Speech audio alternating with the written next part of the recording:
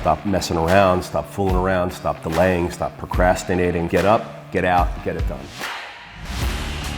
Everything is possible, nothing is a problem, and anything can be overcome.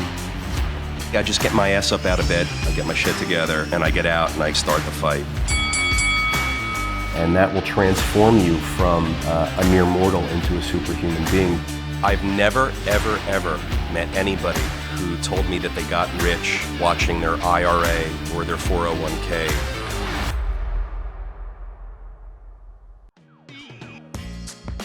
Welcome to the Daily Cash Flow. My name's George Robson. Welcome to the Daily Cash Flow. I'm Peter. Peter, what's the best part of your day so far? Best part of my day, coming here to see you. The best part of my day was I had bagel lox and cream cheese with an old buddy of mine. Hell yeah. That was great. Yeah, that sounds amazing. Yeah. I was just thinking to myself, I haven't had lox and cream cheese in a long time. I need to do that soon. Toasted and scooped. Hell yeah. All right. Well, to start off, I wanted to touch on 1031 exchanges. It's not something we've actually talked about before a lot. And let's talk about it. Yeah, what makes it important? What do I need to know about it? Well, the 1031 exchange refers to Section 1031 of the IRS tax code. What this section allows us to do is to defer paying capital gains on the sale of certain assets if we play by their rules and replace the asset that we sold with a new asset that's like kind. But when you say like kind, you can't sell your Nike Air Jordan collection and buy an apartment building and defer the capital gains on the sale of the sneakers.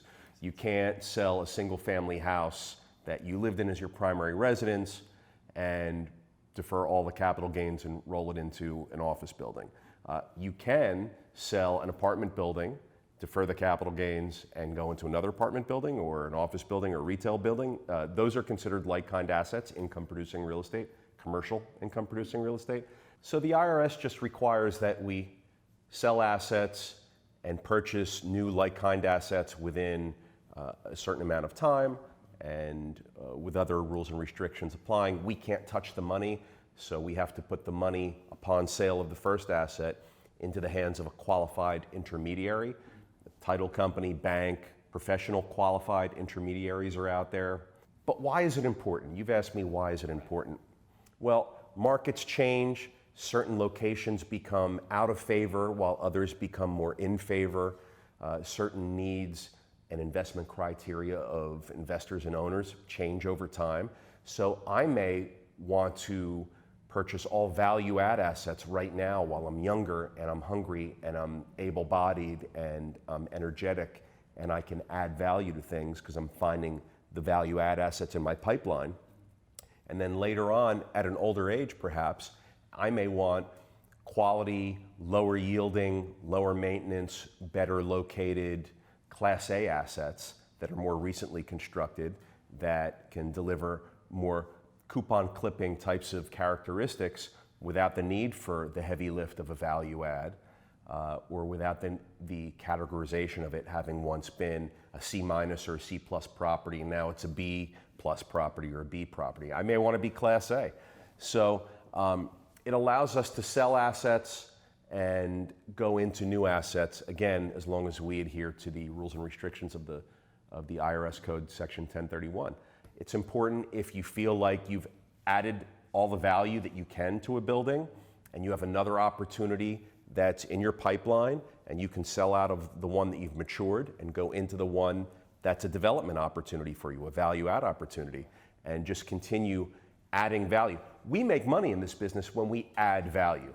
We increase rents, we lower expenses, we provide certain enhanced amenities or features to properties. Things like this create more demand for our building, our asset, our product, and we add value by doing these things. That's called forcing appreciation. So whenever we raise rents or complete a renovation schedule, we force some appreciation. If there's no more fruit left hanging on the tree for us to force, it may be time to sell out of asset one and buy into asset two if asset two has lots of low-hanging fruit. So the 1031 exchange allows us to do that without paying capital gains. And I get it. I get why the IRS allows deferment of capital gains. It's not forgiveness of capital gains. It's deferment. Deferment until when? So it gets deferred until such time, if and when you ever sell the asset that you've replaced the original asset with. So you could just keep doing it for years and years and years, over and over and over again. But one day you got to pay the piper. When you sell eventually, you have to then pay all of those years of capital gains. George, if you look at all the super big legacy wealthy families in the real estate business in, say, New York City, and there's a lot of them. We've talked about that class of people, that group of people. They've owned stuff forever. They rarely sell. And if and when they ever sell, they always do the 1031 tax-free exchange. They'll pay taxes one day if they ever decide to sell. So I get why the IRS wouldn't really care if I buy an asset, own it for 10 years, and sell it and go into a 1031 exchange into a new asset, or if I just never even sell asset number one. It's the same thing to them, and that allows me to then roll my money constantly into new opportunities that provide me with the ability to add value and increase the value of the asset. And look, the more you can do that over whatever amount of years you're investing over, you can turn $100,000 into millions and millions of dollars by just continually adding value to new properties that you get into via the 1031 exchange. That goes back to one of our earliest conversations. I remember you mentioned the, when I sell, I'm out of business. When you sell, you're out of business. You got to pay all those taxes. I never like to sell. The real magic in our industry is being able to create value. It does us different good, a lot less good, I think, to simply park money in an expensive Class A asset where you just do billing and collecting and fix leaky faucets. I mean, that skill set doesn't require much expertise. It's a little like saving versus investing. I think so. Yeah. I mean, I'd much rather buy an asset where I can add all this value and force all this appreciation and just keep doing it over and over and over again. But look, we're here talking about the 1031 exchange. Check it out, IRS Section 1031 of the tax code. It's a hot topic, especially lately, politically, because there's talk of the Biden administration perhaps wanting to renegotiate out the 1031 exchange and whatever tax code changes he proposes. And that would be a pretty tough blow for the real estate industry. It would certainly quell a lot of the transaction volume, and a lot of the industries that are tied to purchases and sales of buildings are going to fall off. Title, banking, loans, brokerage, all of that stuff is going to go way, way down because the 1031 market of buyers that sells one building and goes into another fuels so much transaction volume every year. It's tens and tens of billions of dollars. That all goes away if the 1031 code of IRS goes away. So, I mean, this political question has come up a couple times in the past years, right? It's sure. Proponents looking to have the real estate industry pay for other gaps in income and revenue and tax code are saying, look, get rid of the 1031 exchange, and they think that that's going to somehow generate more revenue or create some sort of fairness. Again, what does it matter if I own building A and never sell it, or if I own building A, sell it, and then buy building B, and then never sell that? It's the same string of money. I've not realized the gain. I've never taken it out, and it's never hit my bank account. I've never gotten to use that money for anything else. That building A is still sitting there. That building B is still sitting there. They haven't been demolished, burned down. They don't just disappear. But I encourage people to check it out and talk about it. It's a discussion that's happening every day, and with the new Biden administration coming in, I think we're all going to be hearing more about it. I say keep the 1031 tax-free exchange. Yeah, we'll keep our ear to the ground on that one. Keep it. Next, I want to touch on the pros and cons of refinancing. Can you go into that a little bit?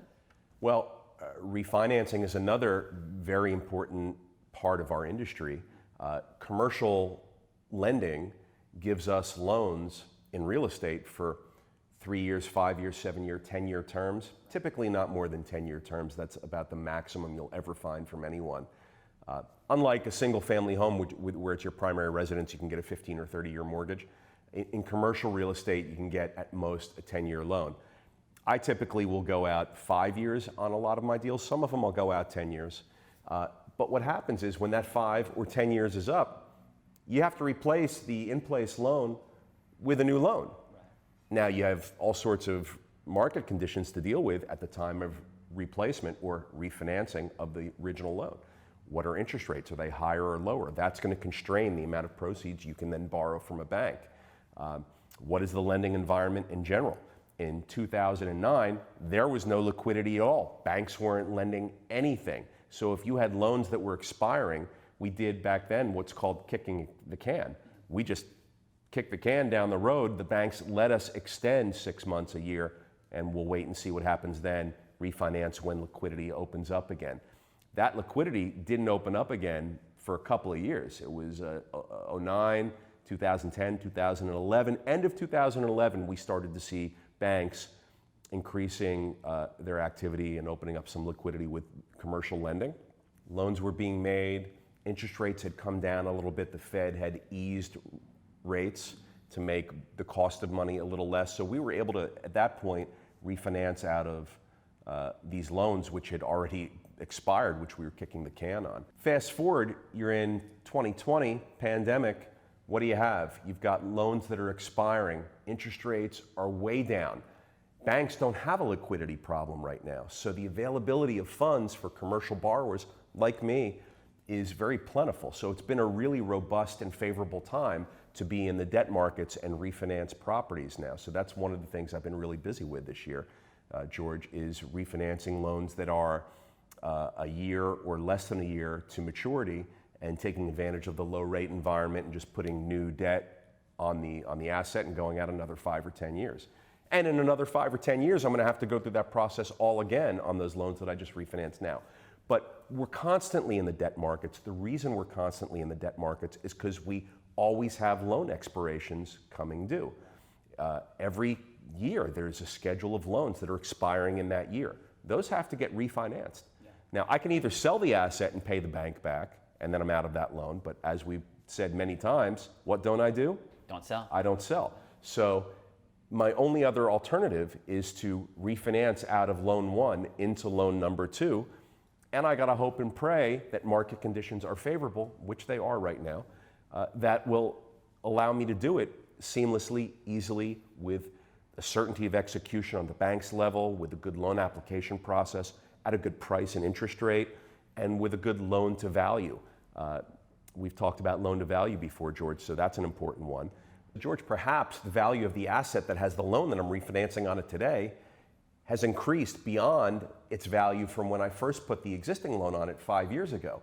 So if the value of my building's gone up and the loan principal has gone down, which remember, we make principal and interest payments every month. So the principal balance has gone down, the value has gone up. There's now a delta between loan to value, and that loan to value is a key ratio.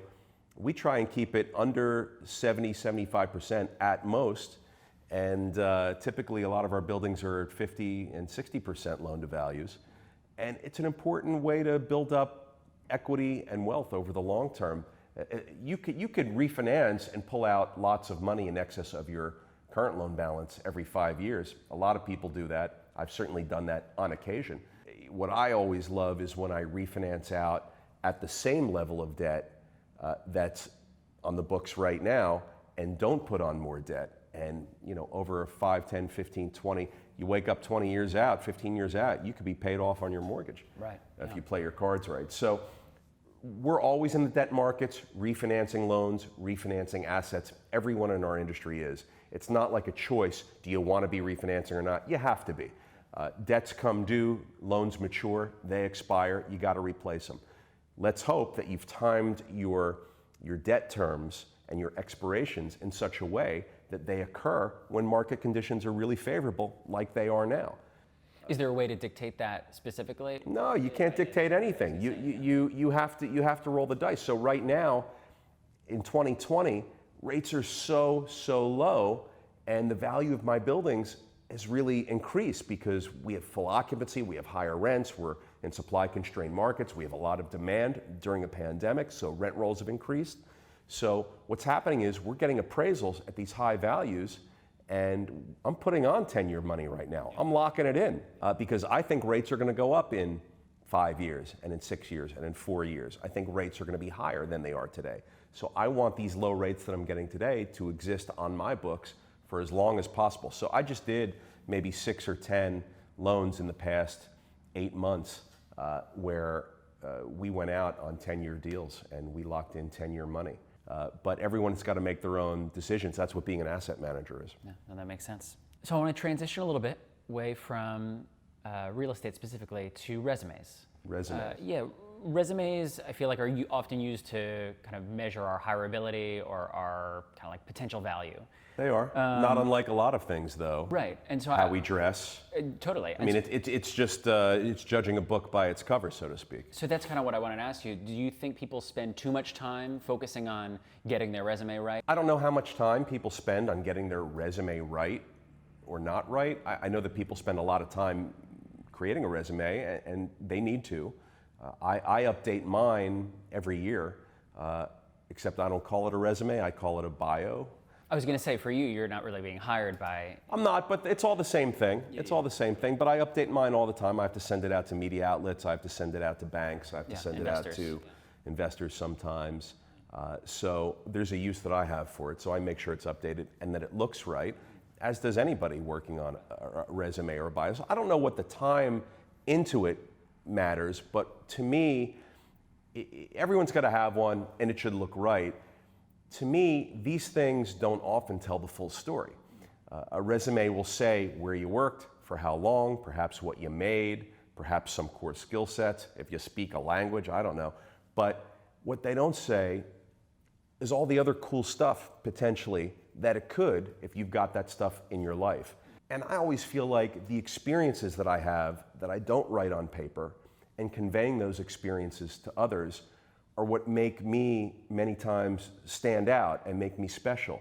So I've done a lot of traveling, even as a young person. I've got incredible stories, I think, from these travels. I've got a broad spectrum of experiences that I can bring to the table, and I can talk to you about it, and I can look you in the eye and share some of these stories with you. And I get really happy about it, and my body language changes, and I get psyched to tell you my stories. And my confidence comes out, and so now I'm communicating confidence. A piece of paper can't communicate confidence. And now I'm telling you something, perhaps I've read you a certain way, and I'm sharing a hand-picked story with you. Maybe I'm going to get a connection or a laugh out of you. Perhaps that's going to influence your decision if you want to work with me or hire me. So I always like focusing, in addition to creating resumes, to letting other things communicate my story as well. And George, if I am in a situation where I've emailed someone in my bio and then I meet them, or I have to present you a resume, and you know how it goes, people look at the resumes, oh, I see you went to Harvard for, it's very stale.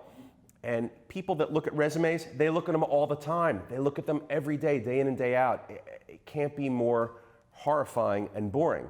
Think about that for a second, right? Here you are, you've worked hard in your life and your career on your resume, and you're presenting someone with a resume, and it's like the 50th resume they've seen before lunch on a Tuesday. I mean, how great is it going to be for that person? So if I've got something to say that's not on the resume or is maybe inappropriate to put on a resume, I'm going to pound the table. I'm going to make sure that I create my own opportunity to communicate what it is that's not on the resume. Hey man, like, I do triathlons, and I just learned how to do it last year, and I saw that tri-bike on your car in the parking lot, and I know that it's your car because you have that cool brown Porsche, and you've got the number stickers with the miles and the distance on the back bumper, like all those other triathletes do, and I see that you've got them here in your office, so that must be your car. I just learned how to do it. Check out my times. I mean, I don't know, whatever it is, but you got to find something to connect on top of and in addition to your resume. Because your resume is going to be just straight up the middle, and as good as you make it look, it's just not going to be that exciting. But pound the table, pound it, and raise your voice, and look them in the eye, and make sure you create your own way and opportunity to tell your real story. It's going to be so crucial. So yeah, resumes are important. We have to send them around. They're a snapshot of a little bit of who we are, but it's not the broad picture of who we are. And you're going to have to find ways to really communicate that broad picture. Yeah, no, that's awesome. What steps have you taken to kind of intentionally build your brand? And how does that affect your bottom line when it comes to your business? Well, I'm a fan of the brands. Okay. All brands, I'm a fan of the concept of a brand. It's very hard to build a brand in business, no matter what business you're in, real estate or consumer products, anything. Building a brand, and a successful brand, is the holy grail of business achievement. I think we may have even spoken a little bit about this before. So real estate and commercial real estate, apartment buildings, historically, George, unsexy, unbranded, not brandable, not cutting edge, technologically behind everybody else. I mean, it's just, I equate it to knitting a sweater, right? I mean, it's like I'm just sitting here knitting my sweaters in my industry. The past 5-7 years, that's changed a little bit with technology and features and apps and things that we can now deploy into our business to try and make things a little bit more cutting edge and a little bit more streamlined and efficient. But for me, I want to build a business from the center out.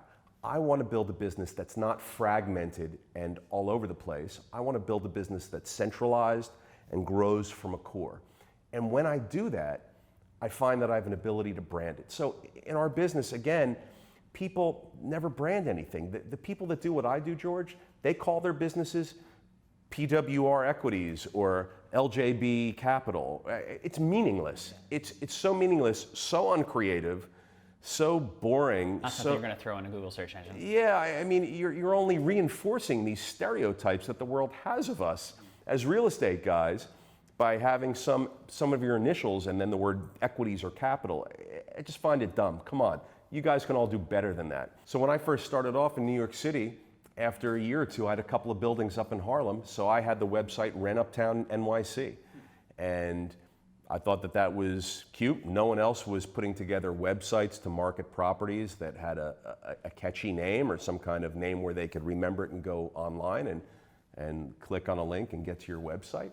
I then started buying buildings in the Bronx and in Brooklyn, and then I had rentthebronx.com, and then I had rentbk.com. And then after a while, I got rid of all of those and I just made it Rent NYC Best. You know, you grow from one area, one neighborhood to other connected close by areas and neighborhoods, and you can then have an opportunity to brand something. When you brand yourself, you're owning an idea and a concept, and you're making people think of your idea and concept. We've talked about Q-tips and Kleenex, right?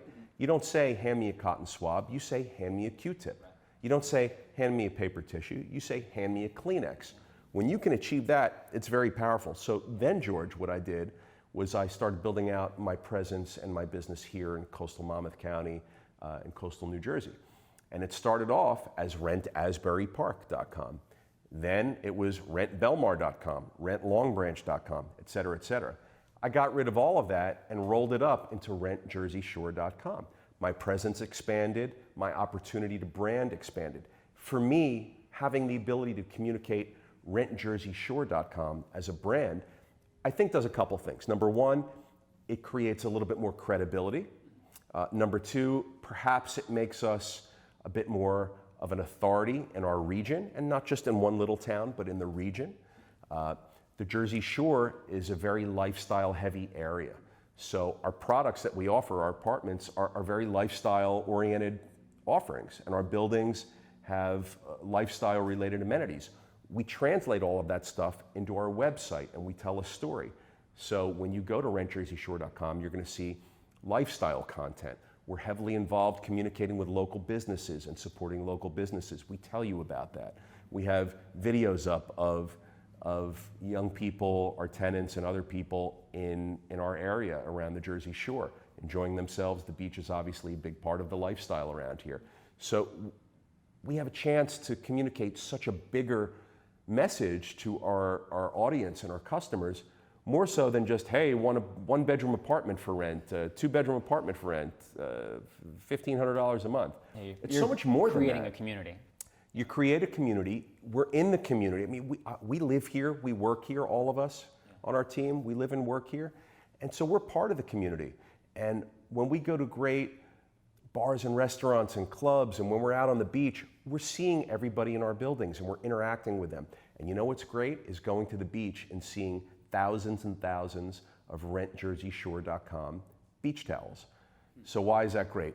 When you get keys as a Rent Jersey Shore tenant, Key Day includes a branded tote bag, rentjerseyshore.com tote bag, and in it is a branded rentjerseyshore.com keychain with this really cool Momo design, Museum of Modern Art, and it's laser engraved with our logo, and it's Key Day, so we put your keys on the Momo keychain. You get a couple of t-shirts, you get this great beach towel, rentjerseyshore.com branded, and a bunch of other stuff. Those towels are soft, they're good stuff. We go around town and we see this stuff out there. People are wearing the shirts, they're out on the beach with the towels.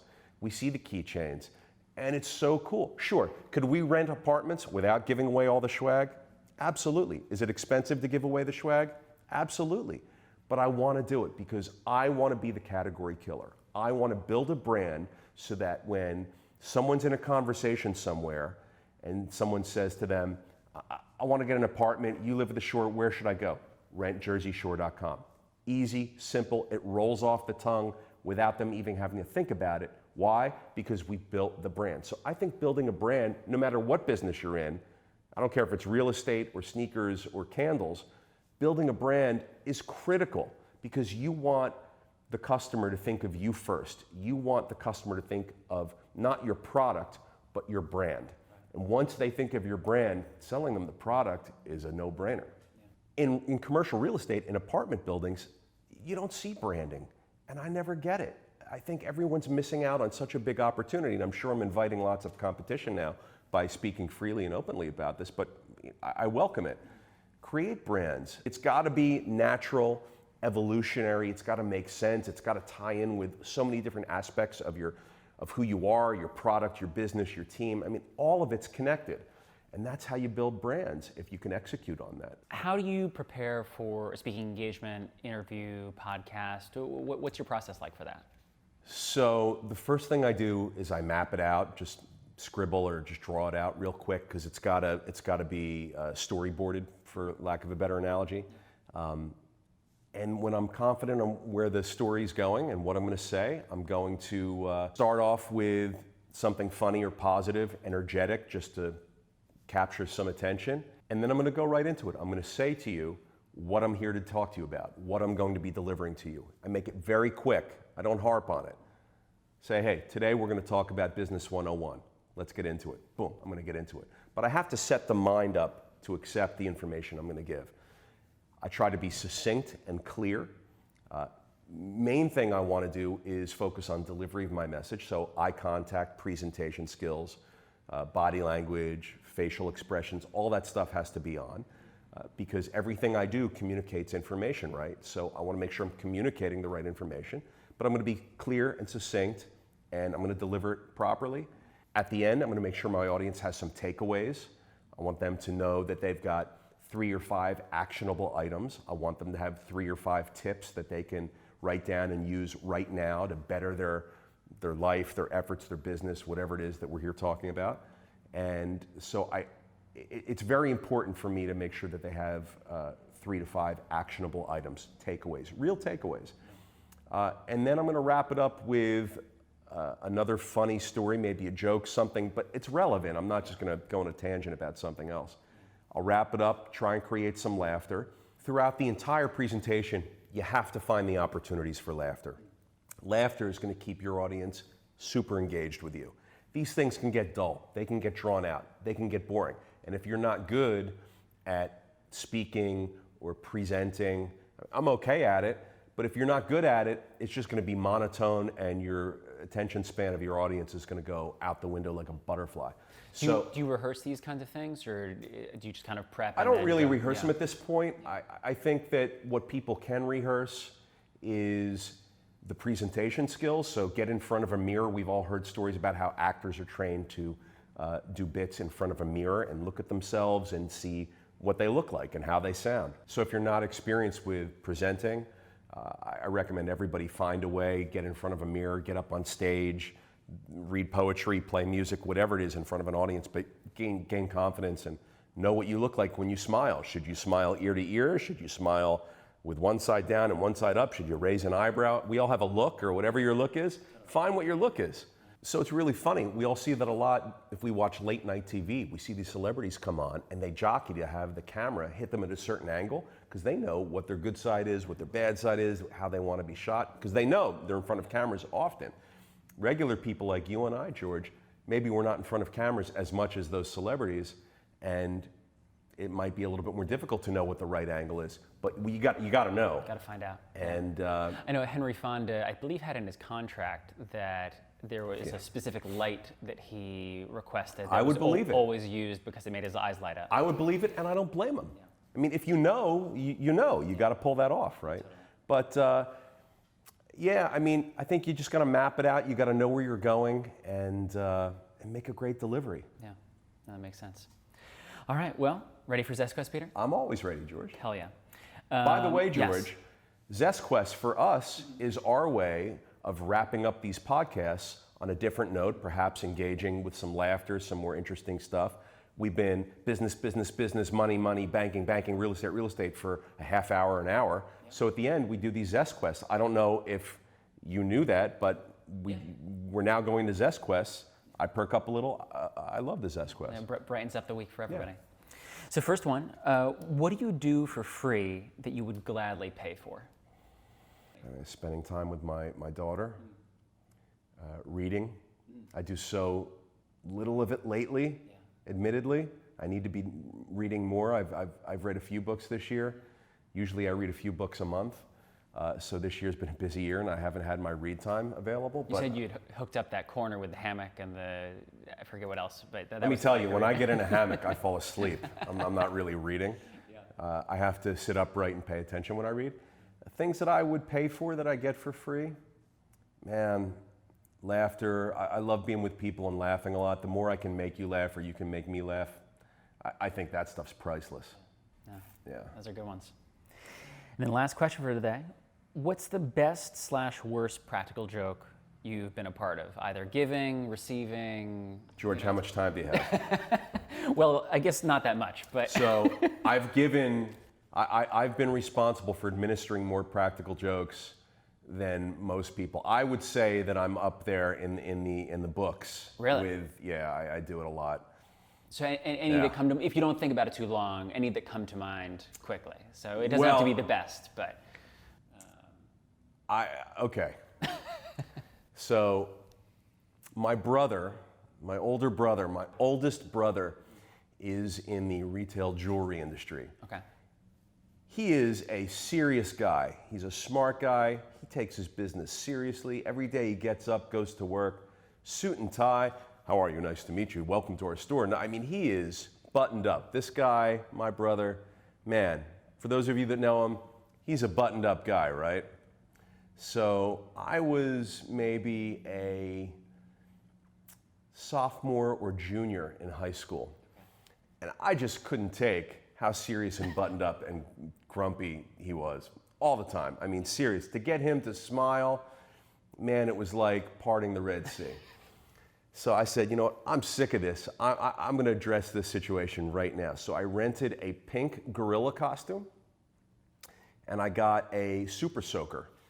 One of those huge water guns that, military style water guns. I had a whole arsenal of super soakers growing up. Put on the pink gorilla suit, and I went into his jewelry store with a full super soaker with, I think I may have even put some ivory soap in there so that it bubbled up a little bit. And I walked in, and they knew it was me, so the cops didn't come jump me and handcuff me immediately. They let it go. But I got in there and I started spraying the whole place with soapy water. I went into his office and I got him. He was soaking wet. I got the salespeople. I got some customers. And people were rolling. I mean, it was a big risk, right? Because it can either be not great and he could be pissed, right? Or it could work. And everybody thankfully thought it was pretty funny. They were on board with it. Youth also had something to play with it. I think at 52, if I went in and did that now, I might get my ass kicked. If you want to do that, though, I think we should film it because that would be great. Yeah, but at the time I was 14 or 15 and I was an idiot, so it was par for the course for me. So people started laughing, and my brother, I love him. He was not laughing at first, but man, was he he got the joke eventually, and it was a great moment for me. I know he loved it. He still talks about it. Pardon the Red Sea. Let my brother laugh. Yeah, that was a good one. My poor brother. Joke number 2. Same Same brother? guy, Oh my same gosh. target. He's an easy target. Come on. For those of you that know him, how easy in a target is he? I mean, I have a whole book I could go on. So I was in grad school down in Washington, D.C., getting my MBA. And I was living in the city, and I had my car with me, and it was finals week. He was calling me, hey, how's it going? You studying for that's how we spoke. He was always concerned about my studying and my finals. He never wanted to know if I went to any good parties or if I was meeting girls or anything like that. He wanted to know if I was studying 20 hours a day, because that's what's important to people. Totally. So, he's calling me all finals week. You studying, you make sure you get the good grades. You need the good grades, because in life you got to have good grades and then you got a good job and this whole thing. I'm like, man, someone needs to do this. So, I have my car with me. And I'm in my car, and I got a parking ticket one day. I said, you know what? It sucks that I got a parking ticket, but I just got an idea. I called my brother. I said, hey, it's Peter for Hank. And his assistant goes, oh, he's in a meeting. He's in an incredibly crucial meeting.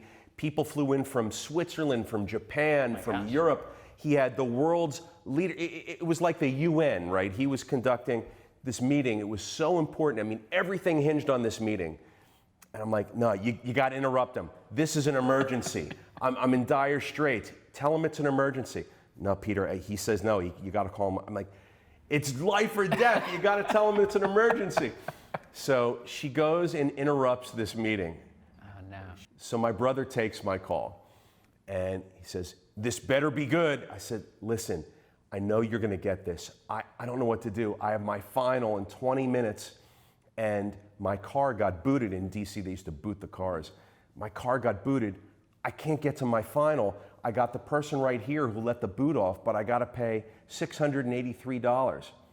I don't have the money. Can you send me the money? And he went, Peter? And he was pressed for time, right? I had him because he couldn't stay on the phone with me. He needed to get off this phone call with me. Yeah. So his solution was he wired me the $683 instantly. It was great. And he went back to his meeting. He said, I'm going to wire you this money, but you got to pay me back every penny.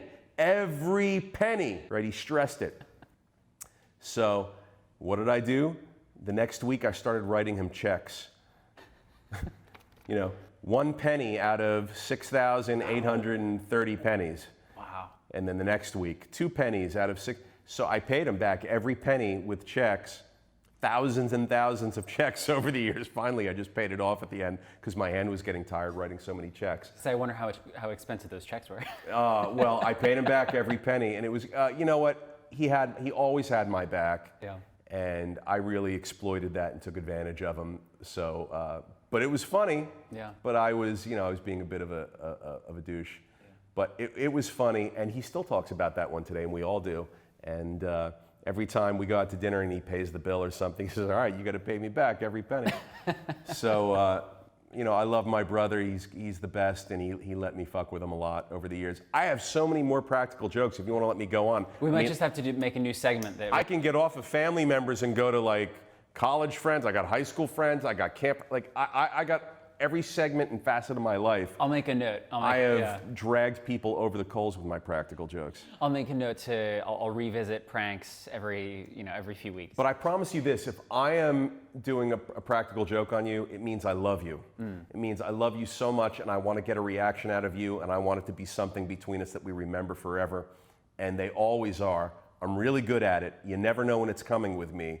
I spare no cost or expense in executing. So just know that. Like most people would be like, I'm not going to do that. I don't want to spend the $300. Let me tell you, I'm spending the $300 and then some, and it's going to be great. And I am going to get your goat like you've never had it gotten before. That's beautiful and terrifying. Thank you. Yeah. Well, thanks so much, Peter. Thanks, I'll George. talk to you next week. Bye.